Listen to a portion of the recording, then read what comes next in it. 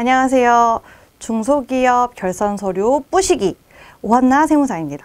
자, 오늘은 현금 출납장에 대해서 좀 알아볼 거예요. 우리가 현금을 경영 활동을 하면서 쓸 일이 예전보다는 좀 적어질 수 있었겠지만 많이 생기게 되죠. 근데 이 현금이라는 것은 그것을 지출을 하든 아니면 회수를 하든 그 자체로 증빙이 남지는 않아요. 신용카드 같은 경우에는 그 지출을 하는 동시에 증빙이 생기는 것과는 좀 비교되는 일이죠. 그렇기 때문에 이 현금을 관리하는 게 굉장히 중요한 부분일 수 있습니다. 자, 예를 들어 볼게요. 가령 우리가 통장에서 100만 원을 출금했다고 할게요. 그 출금 자체를 비용으로 인식할 수가 있을까요? 안 되겠죠. 이거 100만 원 빼서 그냥 현금 시대로 놓고 다 회사 경비로 썼어요 라고 해서 그것을 경비로 인정해 주진 않아요. 그 각각의 거래 내역에 대한 증빙을 챙기고 관리가 필요한 부분이죠. 자, 현금 출납장을 이렇게 양식을 살펴보실 수 있는데요. 그럼 현금이라는 것은 무엇이냐? 우리가 알고 있는 1,000원짜리, 10,000원짜리, 50,000원짜리 이런 지폐뿐만 아니라 이런 통화 또는 수표 같은 통화 대용 증권까지 포함한 개념을 현금이라고 보시면 되겠습니다. 현금 출납장은 사실 법적인 서식은 아니에요. 요렇게 이런 서식으로 작성을 해라 이런 법적으로 정해준 기준은 없는데요. 우리가 현금의 출납 내용을 기록하고 관리하기에 용이한 서식으로 자체적으로 작성해서 사용하시면 되겠습니다. 작성 사례를 한번 볼게요. 숫자를 넣어서 좀 이해를 해볼 건데요. 자, 보통 예금에서 현금 시제로 50만 원을 출금했대요. 자, 9월 1일 날. 자, 계정 과목 뭘로 해야 되겠죠? 보통 예금에서 출금을 했어요. 자, 현금 시제로 출금을 했죠. 현금 출납장 입장에서는 입금입니다. 현금 50만 원 생겼고요. 잔액은 50만 원. 그 전에는 현금 시제 잔액이 없었던 모양이에요. 잔액이 50만 원입니다. 요거 분계 어떻게 돼요? 현금 차변 50만 원 되고 대변에 보통 예금 50만 원이 감소하는 분계를 하겠죠. 자, 그리고 9월 2일 날 퀵 운반비로 3만 원을 현금 지급했어요.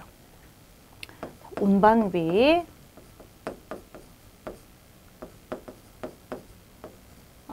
자, 3만 원을 현금을 지출했죠. 출금에 적어줍니다. 3만 원. 그러면 잔액은 얼마 되죠? 숫자가 너무 쉬워서 좀 민망하네요. 자, 47만 원이 잔액으로 남습니다. 자, 여기서 우리가 3만 원 지출할 때 아까 우리 전 시간에 적격증빙 수취 대상인지 아닌지 그 부분을 잠깐 살펴봤는데 3만 원까지는 적격증빙을 수취할 필요는 없었죠.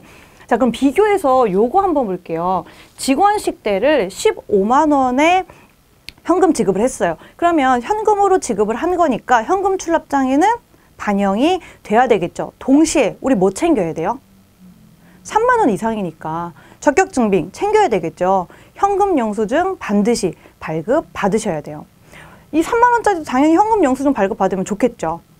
근데 의무는 아니다라는 거고, 자, 요런 거래를 통해서 우리가 12월 31일 날 현금 시제 잔액이 남아 있겠죠. 관리가 계속 돼야 되니까요.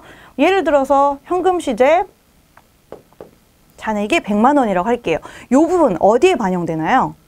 우리 재무상태표 상에 현금 잔액으로 들어가겠죠. 근데 만약에 이 실제 현금 시제와 우리 회계 세무 프로그램 상의 현금 잔액이 맞지 않는다. 그러면 우리 현금으로 어떤 처리를 해야 하는 부분에서 뭔가가 어떤 회계 처리가 누락이 됐다는 얘기가 되겠죠. 그렇기 때문에 우리 현금 출납장을 잘 관리하는 부분 굉장히 중요합니다. 그러면 우리가 현금 출납장을 통해서 결산 시점에 혹은 가결산 시점이 될 수도 있겠죠. 어떤 부분을 체크해야 되는지 좀 주요한 사항부터 좀 살펴볼게요. 자, 현금 지출 내역에 대한 적격 증빙을 갖추었는가? 아까 우리 앞에서 같이 본 것처럼 어떤 일정 금액 기준 이상이거나 그랬을 때 적격 증빙을 갖춰야 되겠죠. 그냥 현금으로 지출했다. 뭐 현금 출납장만 작성했다고 해서 그것을 다 인정받을 수는 없는 겁니다. 그리고 적격 증빙이 없다면 증빙 불이익 가산세 제외 대상인가? 자, 우리 증빙을 갖추지 않았을 때 증빙 불이익 가산세가 있어요. 몇 프로일까요? 2%입니다. 이 가산세에 물지 않으려면 적격증빙을 갖춰야 되고 혹은 적격증빙을 갖추지 않았다면 그러면 적격증빙을 갖추지 않아도 되는 대상인가를 그 여부를 다시 한번 체크해 볼 필요가 있겠죠. 다음, 현금 시제 출금 상대 계정과 금액 차이는 없는가?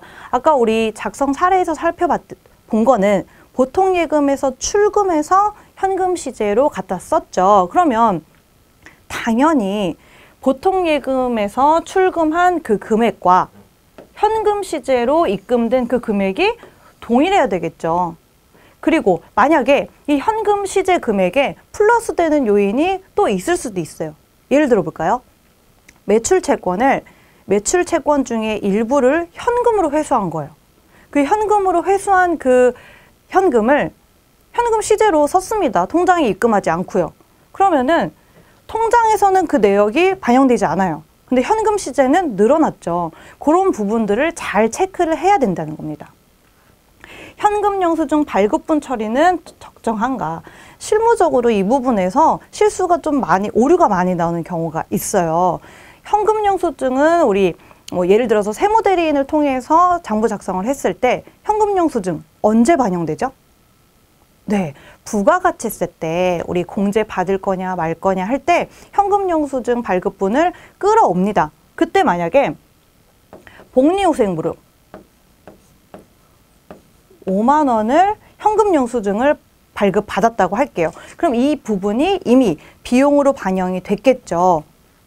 반영이 됐습니다. 근데 나중에 현금 출납장에 복리후생비 5만 원 내역이 또 있어요. 저교의 현금 영수증 발급 사실도 드러나 있고요. 근데 이 복리후생비가 2번 이중으로 반영이 됐다면 말 그대로 그 비용이 너무 초과해서 계산이 된 거겠죠. 이랬을 때 현금 영수증을 발급한 현금 사용분과 현금 출납장의 내역을 매칭을 해서 중복으로 이중으로 계산되지 않도록 하는데 좀 조심을 하셔야겠습니다. 자, 오늘은 현금 출납장에 대해서 알아봤어요. 자, 오한나 세무사였습니다.